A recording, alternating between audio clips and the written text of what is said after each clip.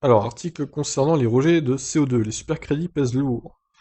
Les constructeurs en Europe bénéficient du système de supercrédits sur la vente de voitures électriques. Il faut toutefois noter que ceci fausse assez largement le calcul des émissions réelles des immatriculations d'une marque. Donc on va voir le tableau un peu plus tard, on va continuer avec l'article pour voir de quoi il s'agit exactement. Vous le savez sans doute, chaque constructeur doit respecter un objectif personnel CO2.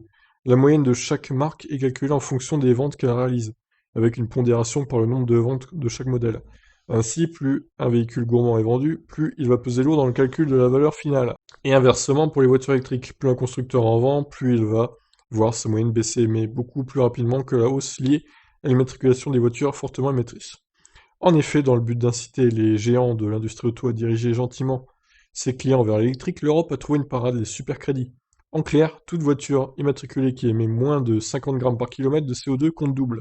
Alors forcément, on comprend mieux la communication à outrance soudaine de certains constructeurs pour la voiture électrique, quitte parfois à carrément décourager un client potentiel en concession d'opter pour une voiture essence voire hybride. Ah ok, d'accord. Moi au début je croyais que la news ça concernait les rachats de crédits. Non, en fait c'est les supercrédits. Ok, d'accord. Le problème c'est que ces supercrédits faussent un peu la valeur réelle moyenne de CO2 des immatriculations d'un constructeur. Ce graphique intéressant du cabinet Jet Dynamics montre ce que seraient les rejets de CO2 d'un groupe automobile sans ces supercrédits. Forcément, ceux qui vendent beaucoup d'hybrides rechargeables et d'électriques ont un gros écart. Bah, en même temps, j'ai envie de dire, c'est le but, hein, d'encourager les ventes d'électriques et, bon, d'hybrides rechargeables si c'est bien utilisé, on va dire. L'autre problème, c'est que ces supercrédits couplés à des politiques publiques incitatives, en somme, le bonus écologique et l'absence de TVS, fabriquent une croissance quelque peu artificielle du marché des véhicules électriques et hybrides rechargeables. L'année 2020 sera exceptionnelle pour cette catégorie d'auto, mais quand en aurait-il sans ces aides? En Chine, la diminution forte et soudaine du bonus a été corrélée avec une chute des immatriculations d'électriques. Il faut certes des actions des gouvernements pour favoriser la transition, mais le cumul de ces exonérations fiscales et de ces bonus est-il réellement le juste milieu ou bien en fait-on trop? La diminution progressive du bonus dans les 5 prochaines années donnera une indication intéressante sur la volonté réelle des automobilistes à passer à l'électrique, mais pour vouloir, il faudra aussi pouvoir. Ouais, c'est un petit peu un article à charge un peu contre les VE, ça, hein, j'aurais pas dire, mais Audric Doche, il est pas très en faveur des véhicules électriques visiblement. Alors, voyons ce tableau.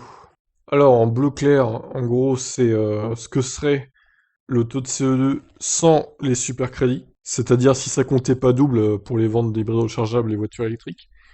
Et en bleu foncé, du coup, c'est avec les supercrédits, quoi, inclus. Donc, on remarque que RNM, c'est quoi ça, RNM? Ah, Renault Nissan Mitsubishi, oui.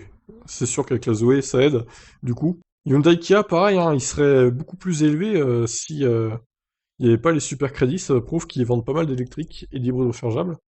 Alors je suis assez étonné par FCA par contre, parce que ils vendent pas beaucoup d'électriques ni d'hybrides rechargeables. Alors d'où ils sortent leurs super crédits là, la différence est quand même notable. Bon, Geely, la différence est un peu moins élevée, Volkswagen pareil, BMW, Daimler. Bon, Tata Motors par contre, waouh, c'est violent, que ce soit avec ou sans super crédit, le taux est juste énorme quoi. Mais de toute façon, ce constructeur n'est pas en Europe, donc ça les concerne pas vraiment finalement. PSA, la différence n'est pas énorme non plus. Toyota, bah forcément, ils ont quasiment aucune voiture électrique. Ils ont surtout des hybrides normales et pas forcément rechargeables d'ailleurs. Donc ça fait pas une grande différence. Mais par contre, quand ils vont se lancer vraiment dans le marché de l'électrique, Toyota, leur taux d'émission de CO2 va sacrément chuter. Et ça sera sûrement les premiers d'ailleurs, vu qu'ils ont déjà pas mal d'hybrides. PSA en tout cas, c'est le bon élève hein, pour l'instant. Et d'ailleurs, j'ai un autre article sur un autre site qui est automobileentreprise.com où on a le détail, parce que sur le tableau c'est pas très facile de les lire, c'est vrai que c'est de 5 en 5, donc voilà, on a les détails là.